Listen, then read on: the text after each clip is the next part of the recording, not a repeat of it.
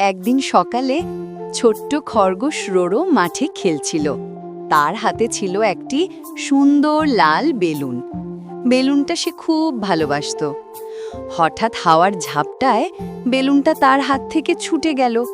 Ro-ro চিৎকার করে বলল, আরে না, আমার বেলুনটা কোথায় যাচ্ছে? সে দৌড়াতে লাগলো, মাঠ পেরিয়ে, নদীর ধারে, ফুলের বাগান পার হয়ে। বেলুনটা ধীরে ধীরে আকাশের ওপরে উঠতে লাগলো।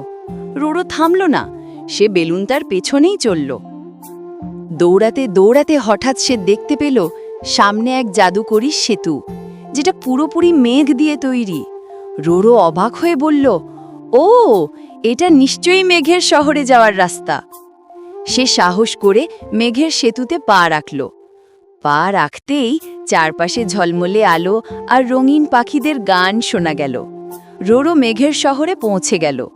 সেখানে হাসিমুখ মেঘ, উড়ন্ত বেলুন আর রঙিন পাখিরা তাকে অভ্যর্থনা জানালো। আকাশে রোদেলা আলো, চারপাশে সাদা নরম মেঘ, সব কিছু যেন এক স্বপ্নের দুনিয়া।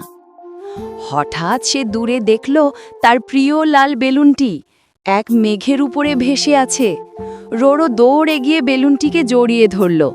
বেলুনটা নরম স্বরে বলল, আমি সবসময় তোমার সাথেই আছি রোরো। রোরো হাসল। তারপর বেলুনটি হাতে নিয়ে সে মেঘের সেতু দিয়ে নিচে নেমে এলো। আকাশে তখন সূর্য ডুবছে। রোরো ঘরে ফিরছে। বেলুনটা তার হাতে নরম আলোয় জ্বলছে। এভাবেই রোরো শিখল, যদি মন চায় আর সাহস থাকে, তাহলে হারিয়ে যাওয়া জিনিসও একদিন